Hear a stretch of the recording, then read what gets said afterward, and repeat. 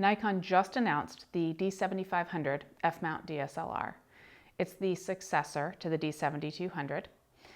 This new D7500 gives us some things, and it takes some others away. People are already emailing me asking if I'm going to get one, and that's a good question.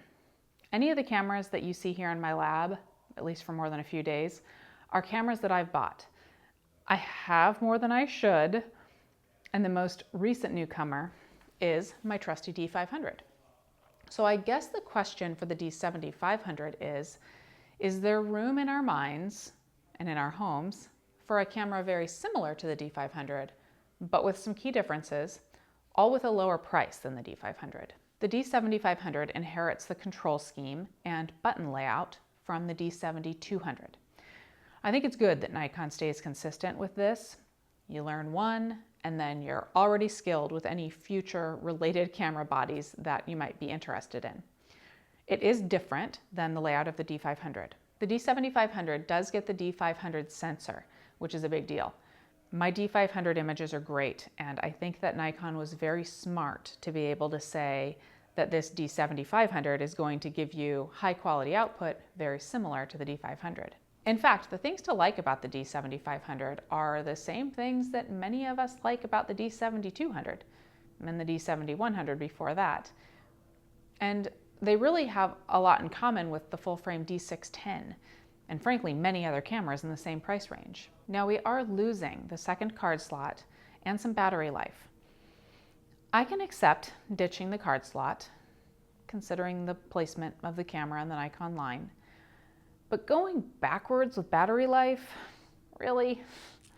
I certainly understand value engineering in consumer products, and I think most of us just accept it. But in my view, you can't go so far as to position something as an update and then engineer some of the very important value right out of the product, especially battery life.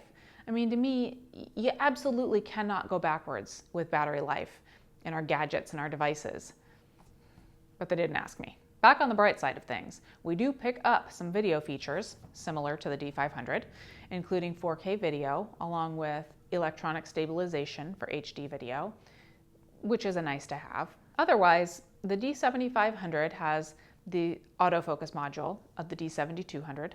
It'll get a few more frames per second though, 8 frames per second, up from 6 before. You'll be able to use SnapBridge now, and there's a tilting LCD screen. Do I seem unenthusiastic to you? Well, we've already got the D500 on the market, and I'm certainly in favor of a D7200 refresh.